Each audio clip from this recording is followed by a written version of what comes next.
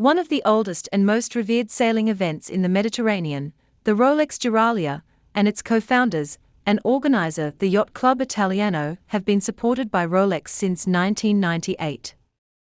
This year's milestone 70th edition produced a number of compelling storylines.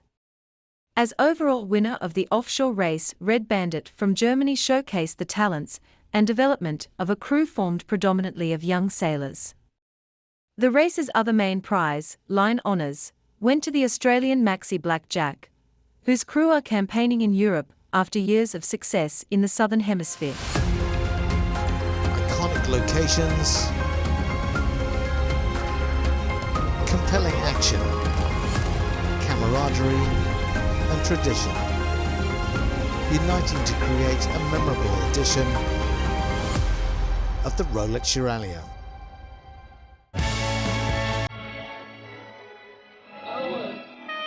The 70th edition of the Rolex Giraglia more than lived up to its special billing. The glamour of the Saint-Tropez start. The excitement of a line honours duel that went down to the wire.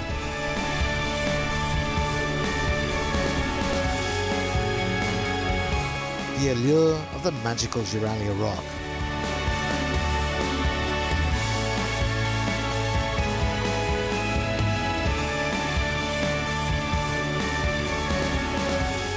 The sense of achievement in crossing the finish line in the great maritime city of Genoa. And then the wait to discover who had sailed the perfect race to claim overall victory on handicap.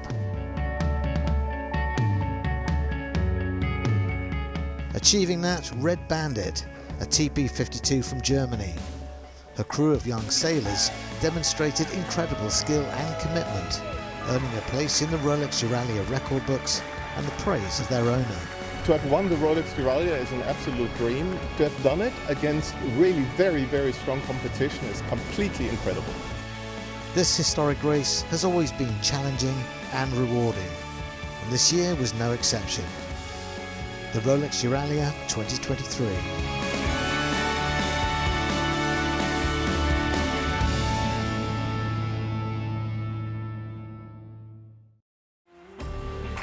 These are the highlights of the sport of sailing in the last 7 days, globally. The World on Water for June 23, 2023. You buy a racing Imoca, change it radically, leave it to the boat building experts to execute, then finally it's finished. This is your first look at it. Pip's reaction is classic.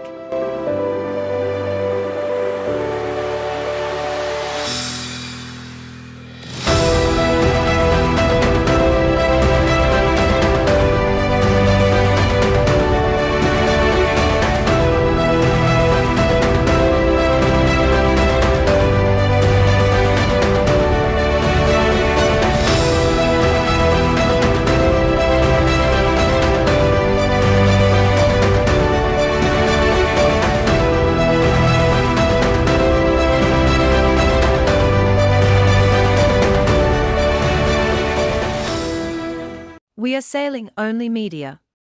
Please subscribe, share, like, and check the alerts bell.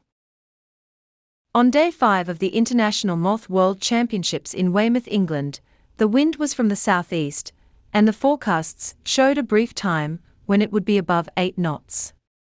The big question was how long this would be, and how many races could be completed in this time. In the end it was just the one, with Blue Fleet catching up with Yellow Fleet on races completed. It's day 5 of the Wetsuit Outlet and Zyke International Moth World Championships.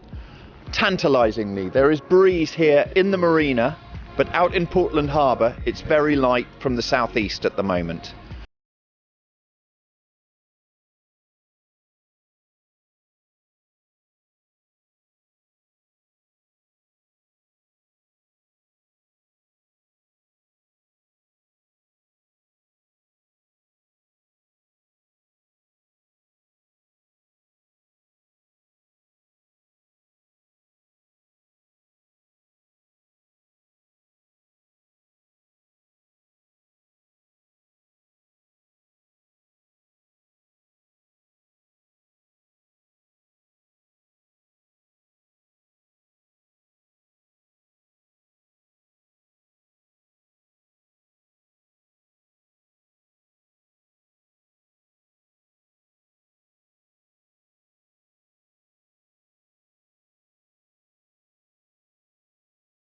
better than not racing.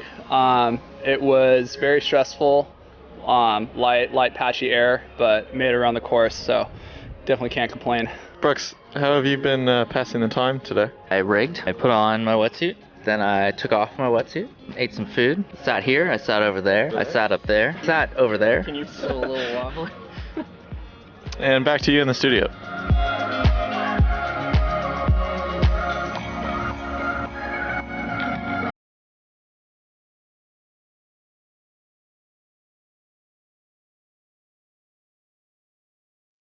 Young Jacob Pye from New Zealand won the only race of the day in Blue Fleet, which was his second bullet of the event, continuing his fantastic form from the UK Open just before the Worlds.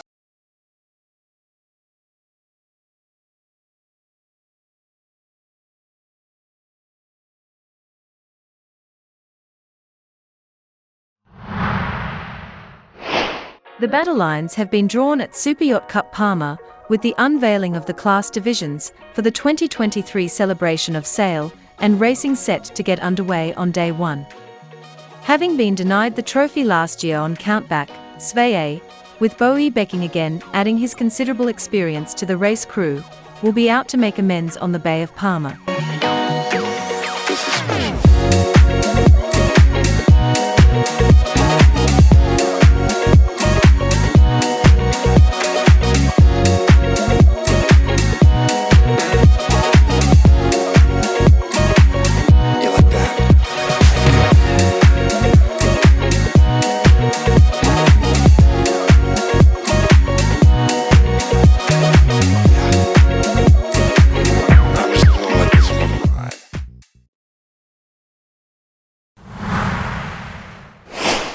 It was champagne sailing for Luna Rossa Prada Pirelli out in Cagliari, with Francesco Bruni, and the fast-charging superstar of Italian sailing, Marco Gradoni, pushing the LEQ-12 hard in breeze that at times touched 20 knots across billiard table flat water.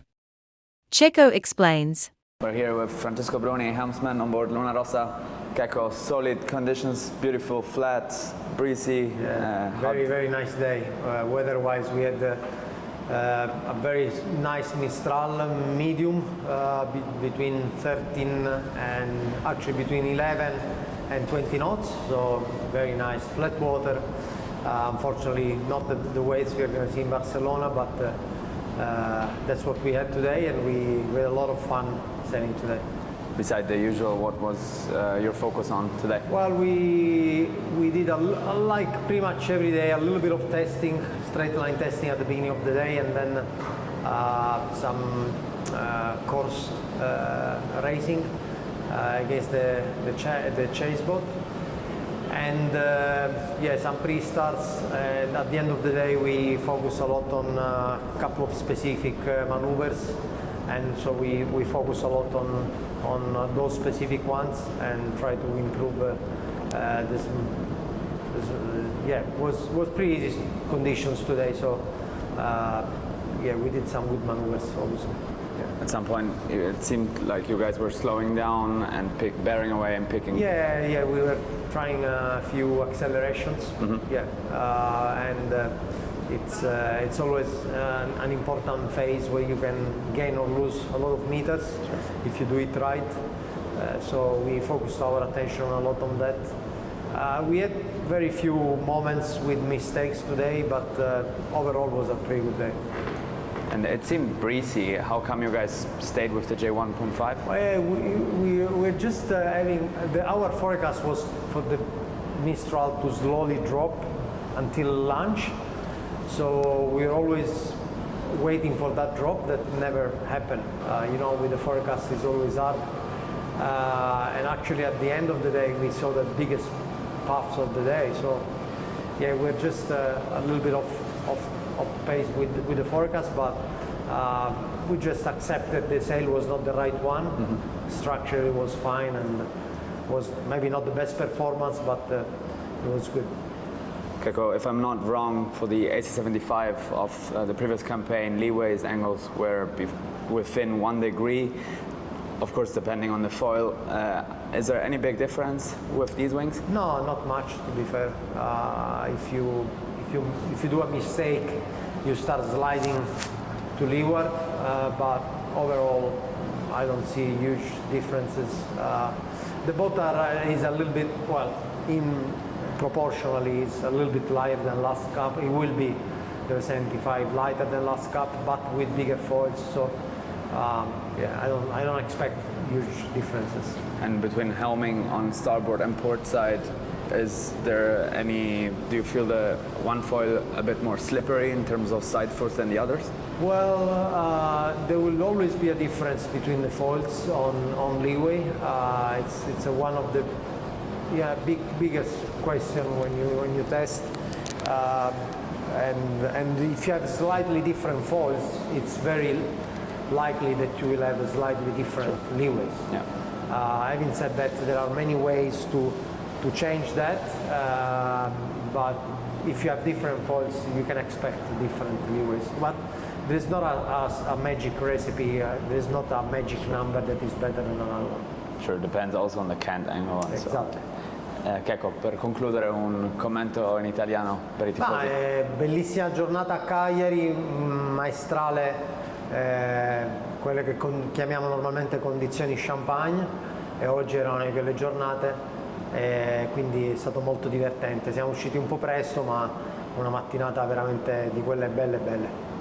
Grazie Checco. Grazie. 11th Hour Racing has fixed the damage caused at the start of Leg 7 and is hurrying to Genoa to compete in the final event in this year's ocean race, the Import Race. The winds are light. We step on board and witness the bizarre reality of a different kind of racing as the team battles time constraints and light winds as they try to make it to the Grande finale. The conditions are not horrible, you know, we had some really light wind a few hours ago. It's quite nice, you know, it's not a race, but it's kind of still a race against time. So we still want to, you know, push the boat and get there as soon as possible. So different vibe. We are not just waiting for the scan every hour, you know, it's different, but we're still trying to, like, you know, make the good decision on the routing and sailing properly. It's probably one of the last few times we sailed all together, so I mean, we get to enjoy it, right?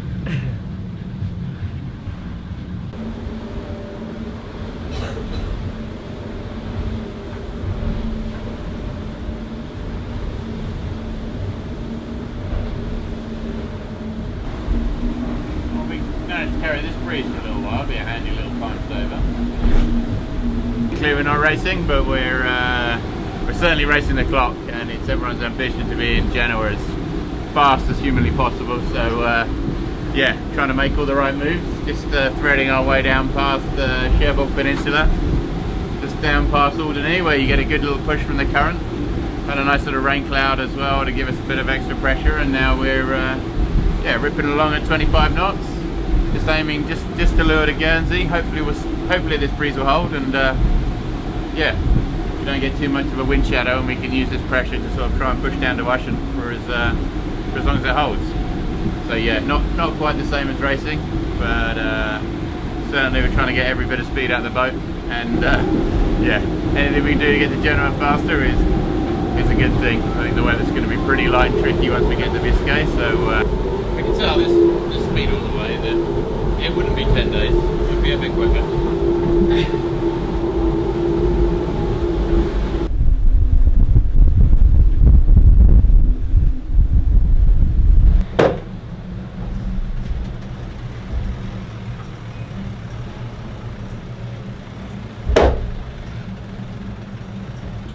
You good, Jack? Yeah. You need anything? Or...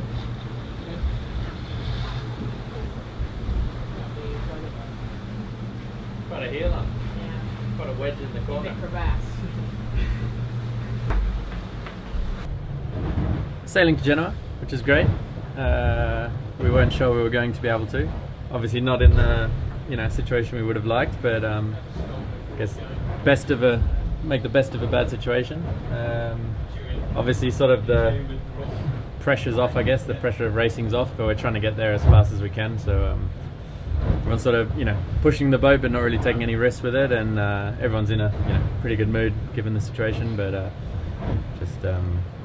but the weather's nice, it's sunny, but not really cooperating because we're either dead downwind or dead upwind or no wind. This seems the combination so far, and it seems to be it's going to be the combination for the next few days. So not moving forward very quickly, but all good.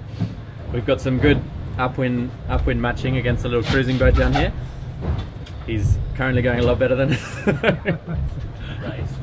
race within the race. So we're pulling away. We've got some good gains the last 20 minutes, but he's been going alright.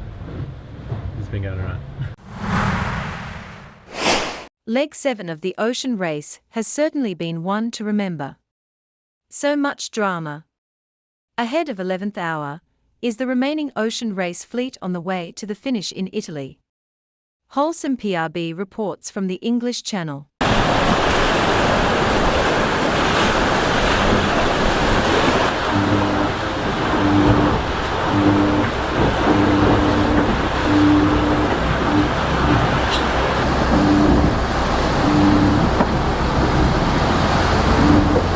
Moi que j'ai pas vu, 7 mois que j'ai pas vu la France. La dernière fois que j'ai vu la France, c'était à Noël. This does feel like home.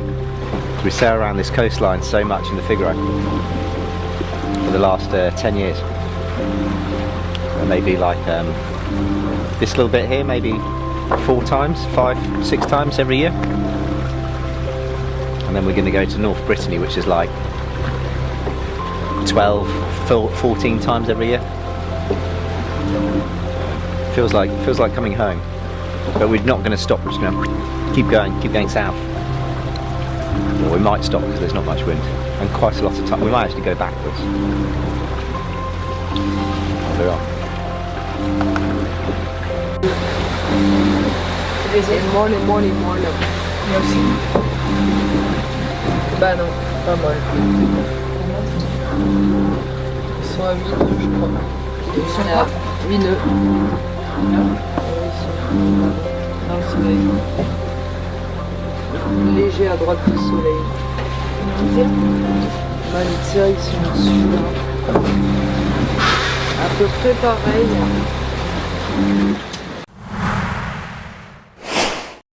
The Bay of Palma has been a wonderful backdrop to the testing of the America's Cup boats for the Ineos Britannia team. Stable conditions and the hard work and dedication from the whole team has maximized their time on the water and enabled T6 to deliver the numbers.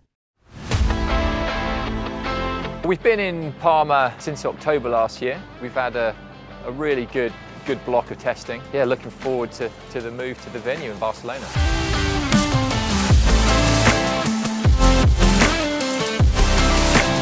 There was a lot of discussion almost a year ago now as to where we base the team, and it was a pretty big call to move away from UK waters ultimately, which is something that we've done in campaigns previously. And that comes with its challenges. The team gets split. Looking over the past 6 months or so, it was a really good call. Sailing through the winter in the UK comes with its challenges. And the great thing about being down here in Palma is that it has a range of conditions.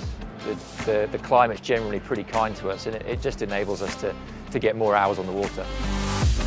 T6 is ultimately it's a bit of a science experiment. It's a test platform. It's a data collection tool. Really, its sole purpose is to enable us to build a fast race yacht. It's been well communicated that it's very censored up. It's full of instrumentation. Our primary purpose here sailing it is being able to produce clean data that feeds back into the design engine back in Brackley. What's been great is the level of involvement in the wider team in terms of really driving the sailing team, the test and validation group, as to really what the key questions are that they want answered. Our role is to ultimately execute those testing requirements and send that information back. The hope and the goal is that these sailing days and that data sent back is going to result in a boat that doesn't just look the part but goes the part too. Ultimately, with this campaign, a real key part has been the merging of two organisations. We've got America's Cup types and the Mercedes F1 design team as well. And it's not an easy process to merge two organisations together, let alone at the scale of what we've been trying to do over a very short period of time. But hopefully the proof and the hard work is worth it with a race boat that we launched that we can be proud of and race well and hard. We've been able to get into some two-boating out here in Palma, which was a goal that we had from the outset. It was a big success actually. The T6 wasn't and never was designed to race, and we really didn't necessarily know or have any sight of what the performance would be like of the AC40. What's been quite fortunate is that it does appear that T6 and the AC40 are going to be capable of racing and testing against one another going forward, which again is exciting for us as a sailing team rolling into Barcelona, but also it offers another opportunity of comparison testing and really, you know, helping drive those key decisions that we need to make going forward. As we go through this campaign, there's milestones, isn't there? And launching the test boat is a milestone, completing testing is a milestone, getting to venue is a massive milestone, and then, you know, the next one after that will be launching the race boat. And, you know, we're slowly edging our way to the sharp end of this campaign, and it's exciting. And I think the whole group is gagging to get to the race boat.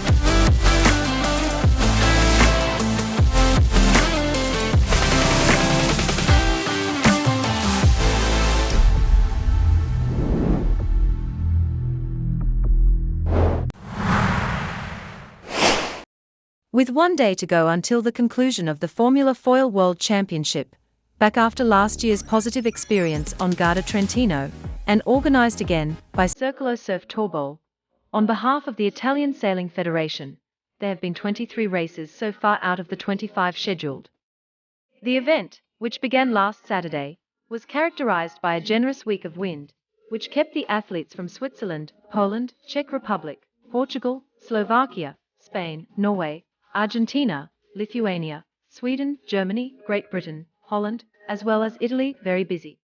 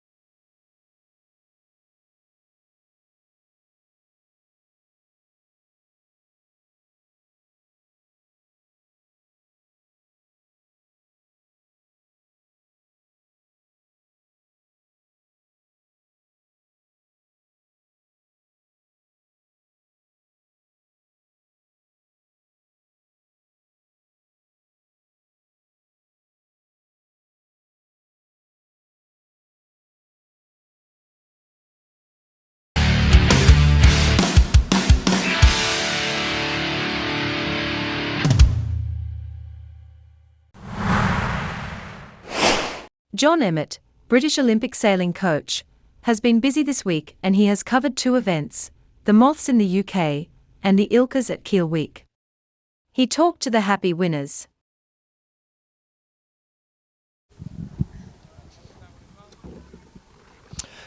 Well, it's pack-up time here, and the Moth Worlds concluded with only 2 races, so unfortunately not a regatta. At that point, after 2 races, Helena Scott, you were leading. Just tell us about the week, and hopefully we'll get out the rain before too long. Thanks, John. Yeah, it was a tough week. Obviously just not much racing, which is what we all came here for, but I'm really grateful to the race committee, the volunteers, the UK Moth class, the Weymouth and Portland National Sailing Academy, and everyone that made this event happen. Everyone was doing their best, and the wind did not play ball.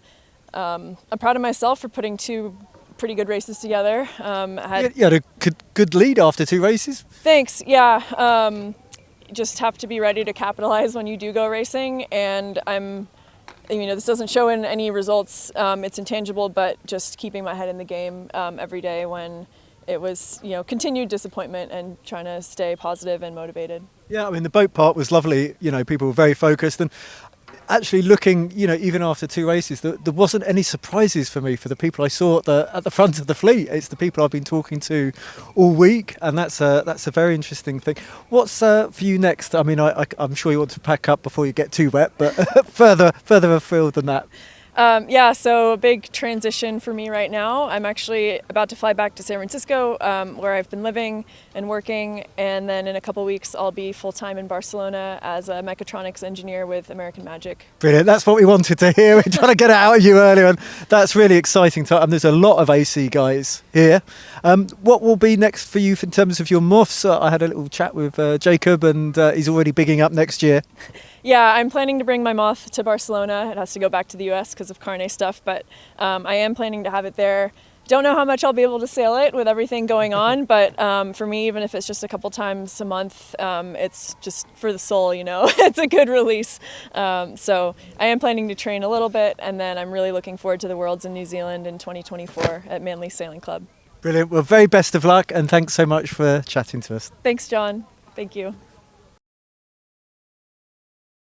Wow, it's been a really frustrating week here at the Weymouth Port National Sailing Academy. It's now the pack up, and believe it or not, it's starting to rain. The southwesterly did come in.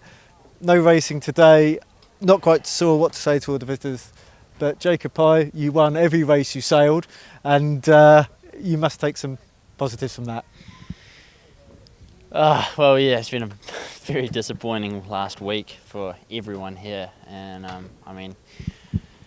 yeah, there's been a few very good pointers leading up to the regatta with all the training and all the other races that we've been managing to put in, but it's just been so disappointing that the wind hasn't played its part.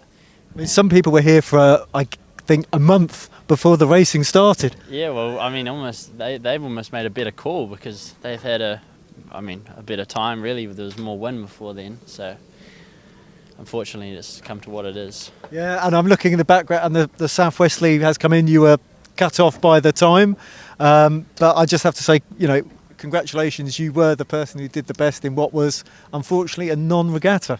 Yeah, and that's just what it is sometimes, and I'm grateful for being here, and hopefully next year in Manly we get to put on another more decent regatta and a better Worlds. Oh, so sorry, is that your home club? Yes, home club, yeah. I'm so sorry, I didn't know that. So let's have a shout out to how fantastic next year will be. Exactly, yes. And I can pretty much tell you right now that that time of year is perfect for our Moth Sailing Worlds. So is it a thermal? Well, we get a nice sea breeze around that time of year, and hopefully we're spaced between the SailGP and America's Cup, so we can get quite a few more. So the top guys have no excuse. No, well, at this point, yeah. Not sure. I saw Russell in the background, so we can yeah. Hold him to that. Yeah. What's up for you next? Next, well, yeah, we're heading back to New Zealand, and at this rate, I'm just going to be going back into the Moth, and it's at my home club, so I really want to make a big impression, a good impression. So I'm going to be putting in a lot of work with a few other guys there. I'm sure we're going to get quite a few others there training up for that event too. Oh, good man. Well, wishing you so much for the future. So much luck. Thank you very much. Cheers. Ilka 6 Kilowaka champion. Can you introduce yourself and tell us about your week? It's Çağla Dönertaş from Turkey. I'm so glad you said that. Why? I find it very difficult to pronounce non-English names. Really? Okay, and I want Çağla. Okay. I will practice. Okay, no worries. And yeah, I'm sailing Ilka 6 class, and it was a week of 2 halves. You had a lot of waiting, a lot of light winds, exactly. And then today looks completely different. Yeah, today was completely different, and the week was light winds, a lot of hours on the water, and in the end we managed to do 6 races, and today was completely different. It was windy, like 15 to 16 knots, and it picked up. In the beginning it was more like patchy, not so much like it's gusty. So yeah, I managed to win and I'm really happy. That was great. Yeah, I mean, the conditions, it was an offshore wind, so it's always going to be pretty shifty. But the beginning of the week, have I got this right? One day, over 10 hours on the water. Exactly, yeah. 8.5 hours actually, waiting. And they pushed hard to make the races. And in the end, they only did 2 races and 1 cancelled, because there was no wind at all. And finally they sent us in. So yeah, 1.5 races or something, was it? They got you started, or? Yeah, they did. And then at the upwind mark, they cancelled. Well, I'm glad you got the full series in, because it meant you had the medal race, which is always a lot of fun. Yeah. What do you think about the other sailors who are here? Was it a tight week? Some people are in Marseille and. Yeah. But here also, like, we had light winds, and most of the sailors actually light wind sailors here. So that's why I'm really happy that I was able to win. And it was tough. I mean, when it's light wind, it's, as you know, it's always like shifty, or some gusts are coming there, So it was not easy. And they were competing also really nice. Because you had a nice little points gap at the end, but that never tells the full story. Yeah, exactly. What's next for you? Because we're coming up, just over 12 months to go to a rather important regatta. So how's your progress going? Next will be test event in Marseille in 10 days. So I qualified for that. And afterwards we have a small coaches regatta in Netherlands, close to Scheveningen. And afterwards we have Worlds, which is the qualification for the Olympic Games. So it's probably the second most important regatta in the entire four years. Yeah, exactly. So let's see, we are preparing for this. We train hard, and we will give our best, as always. Well, congratulations. Thank you very much for your time. Best of luck for the future. Yeah, thank you very much.